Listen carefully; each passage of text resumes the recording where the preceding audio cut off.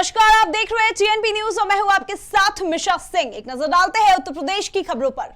UP की योगी सरकार ने नई इलेक्ट्रिक वाहन नीति को मंजूरी दे दी है। मुख्यमंत्री योगी आदित्यनाथ की अध्यक्षता में हुई कैबिनेट बैठक में इस नीति पर मुहर लगा दी गई। इस नीति के तहत सरकार इलेक्ट्रिक वाहनों की खरीद पर भारी सब्सिडी दी जाएगी। बता दें, सरकार ने इसके तहत प्रदेश में 30,000 करोड़ रुपए के निवेश का लक्ष्य रखा है। इस नीति के तहत प्रत्यक्ष या अप्रत्यक्ष रूप से प्रदेश के करीब 10 लाख लोगों को रोजगार मिलेगा। इस नीति का उद्देश्य न केवल राज्य में एक पर्यावरण के अनुकूल परिवहन प्रणाली विकसित करना है, बल्कि इलेक्ट्रिक वाहनों, बैटरी एवं संबंधित उपकरणों के विनिर्माण के लिए उत्तर प्रदेश को एक वैश्विक केंद्र बनाना भी है। 21 अक्टूबर को मुलायम सिंह यादव को श्रद्धांजलि देने के समाजवादी पार्टी पूरे प्रदेश में श्रद्धांजलि सभा का आयोजन करने जा रही है, जिसमें हर जिले में नेताजी को लोग श्रद्धा सुमन अर्पित कर सकेंगे। इसके लिए सपा के प्रदेश अध्यक्ष नरेश उत्तम पटेल ने पार्टी के पदाधिकारियों को निर्देश जारी किया है। बता दें, 10 अक्टूबर को सपा संरक्षक और यूपी के पूर्व मुख्यमंत्री मुलायम सिंह यादव का गुरुग्राम के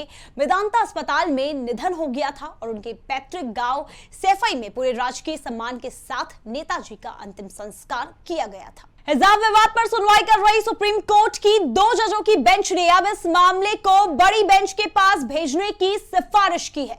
जस्टिस हेमंत गुप्ता और जस्टिस सुधांशु धूलिया ने गुरुवार को इस मामले पर बटा हुआ फैसला दिया। अंतिम निर्णय पर एकमत न होने की वजह से उन्होंने ये case chief justice U U Lalit के पास भेजा है, जो अब इस पर सुनवाई के लिए बड़ी बेंच का गठन करेंगे। अब हिजाब मसले पर मुरादाबाद के सांसद एसटी हसन का बयान सामने आया है। उन्होंने कहा कि हिजाब को विवाद बनाने की कोशिश की जा रही है।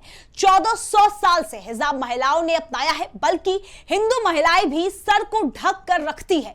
उन्होंने कहा कि हिजाब को जानबूझकर विवाद बनाया जा रहा है और लोगों को बेवकूफ बनाया जा रहा है। इस्लाम के अंदर मतलब ये कि जवान बेटियां और जो है वो है औरतों के लिए हिजाब का हुक्म दिया गया है कि वो बापर्दा रहें और बेपर्दा होकर बाज़ारों में गलियों में न घूमें। इससे चूँकि हालात बिगड़ते हैं, आवारगी बढ़ती है इससे।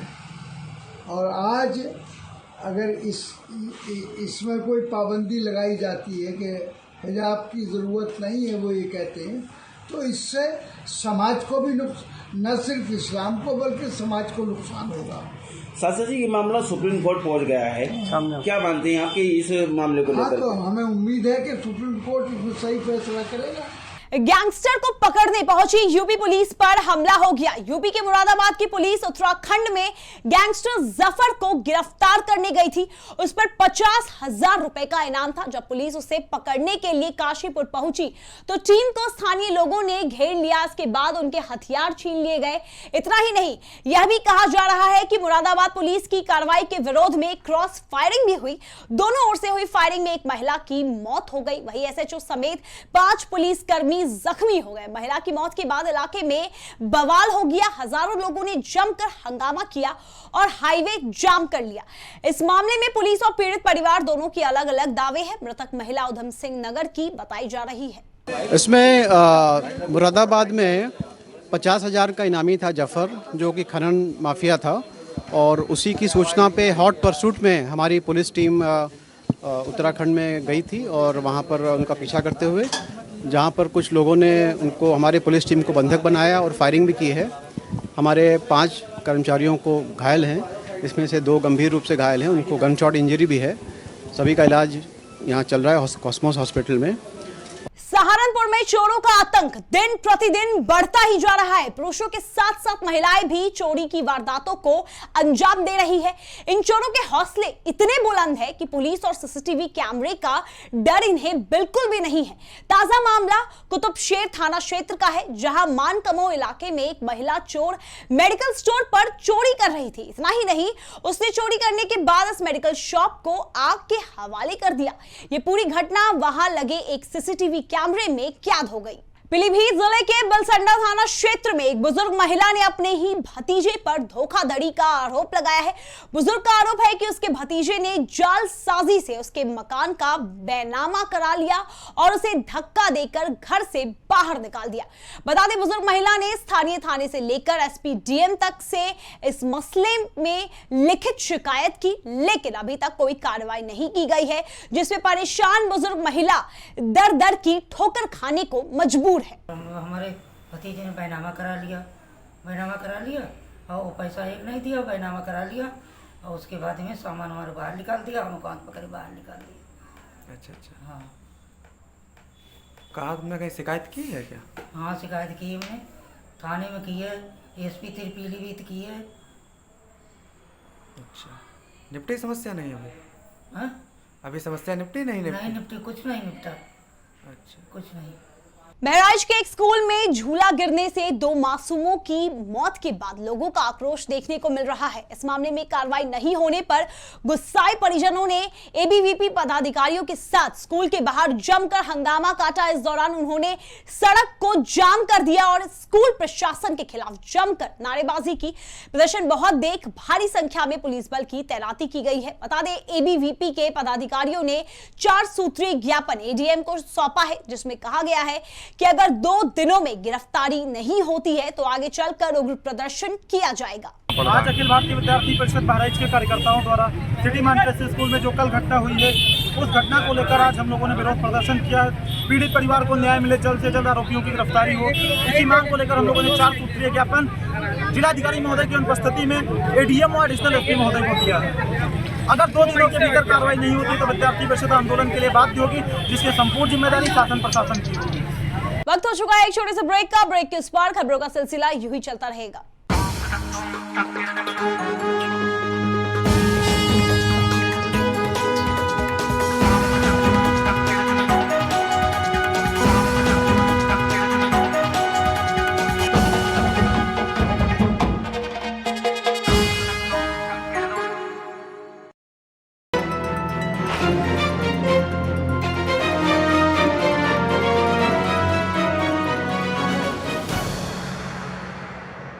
स्वागत है आप सभी का। ब्रेक के बाद नजर डालते हैं आगे की खबरों पर।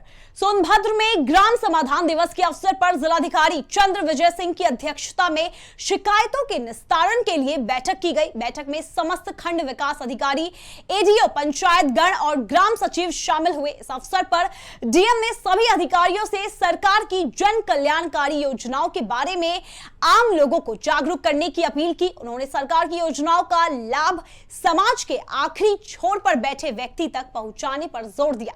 इसके साथ ही उन्होंने अधिकारियों को कैंप लगाकर ग्रामीणों की समस्या के समाधान करने के निर्देश दिए। कुछ जगह लापरवाही आई है, तो इसी को देखते हुए नोडल ऑफिसर्स को भी आज बुलाया गया है कि सभी लोग उपस्थित रहें, अपने किसी प्रतिनिधि को ना भेजें, बहुत आवश्यक हो तो प्रॉपर लीव लेके ही उपस्थित रहें, ताकि हम लोग समय से किसी दूसरे अधिकारी की तैनाती वहाँ पे कर सकें। ये सब चीज़ों पे काम चल रहा है, जो छोटी मोटी कमियां हैं हम उस चीज़ को दूर करने के लिए, ताकि इसको और इफेक्टिव बनाया जा सके काम करना। भारी बारिश लोगों की जीवन पर कहर बनकर बरस रही है। बारिश की वजह से आम जनजीवन अस्त व्यस्त हो गया है। लखीमपुर खीरी में बाढ़ से हालत बेकाबू होते नजर आ रहे हैं। जिले के 200 से ज्यादा गांव और हजारों लोग बाढ़ की वजह से प्रभावित हैं। वहीं प्रशासन भी हाथ पर हाथ धरे बैठा हुआ है। ग्रामीणों का कहना है कि प्रशासन ने ना ही नाव की व्यवस्था की है और ना ही खाने पीने की। ग्रामीणों ने बताया कि जो खाना उन्हें उपलब्ध कराया जा रहा है वो सड़ा हुआ है और लंच पैकेट में बदबू आ रही है। बाढ़ पीड़ित लोग भूख से बिलख रहे हैं। कई दिनों से ये लोग भूखे पेट सोने को मजबूर हैं, लेकिन प्रशासनिक अधिकारियों के कानों पर जू तक नहीं रेंग रही है। कई लोगों का कहना है कि उन्होंने एसडीएम में इसकी शिकायत की, लेकिन हालात जस की तस बने हुए हैं। रायबरेली शहर के मामा चौराहे के पास एक तेज रफ्तार ट्रक ने कई कारों को टक्कर मार दी। टक्कर मारने के बाद ट्रक चालक ट्रक छोड़कर भागने लगे। तभी कुछ लोगों ने ट्रक ड्राइवर को पकड़ लिया और उसकी जमकर पिटाई कर दी। किसी ने इसका वीडियो बनाकर सोशल मीडिया पर वायरल कर दिया। बता दें, इस घटना के बारे में पुलिस को कोई जानकारी नहीं थी। अब स्थानीय लोगों ने पुलिस की कार्यशैली पर भी सवाल उठने शुरू कर दिए हैं। रायबरेली जिले के खीरो थाने से तहरीर देकर वापस लौट रहे फरियादी की दिल का दौरा पड़ने से अचानक मौत हो गई। बताया जा रहा है कि फरियादी 5 साल से दिल का मरीज है और उसका इलाज चल रहा है। बता दें, फरियादी रमेश चंद्र का पड़ोसियों के साथ जमीनी विवाद चल रहा था। इसी मामले की शिकायत करने के लिए वे अपने भाई के साथ थाने पहुंचे। पुलिस के मुताबिक मामले की शिकायत कर रहे रमेश जब वापस लौट रहा था तभी वह अचानक बेहोश होकर गिर गया। आनंद फानन में उसे अस्पताल पहुंचाया गया, जहां डॉक्टरों ने उसे मृत घोषित कर दिया। थाना खीरू के ग्राम कालूपुर के 2 भाई, जिनका नाम रमेश और अमरनाथ है, वो अपने एक जमीनी विवाद के प्रकरण में थाना खीरू पर प्रार्थना पत्र देने आए थे।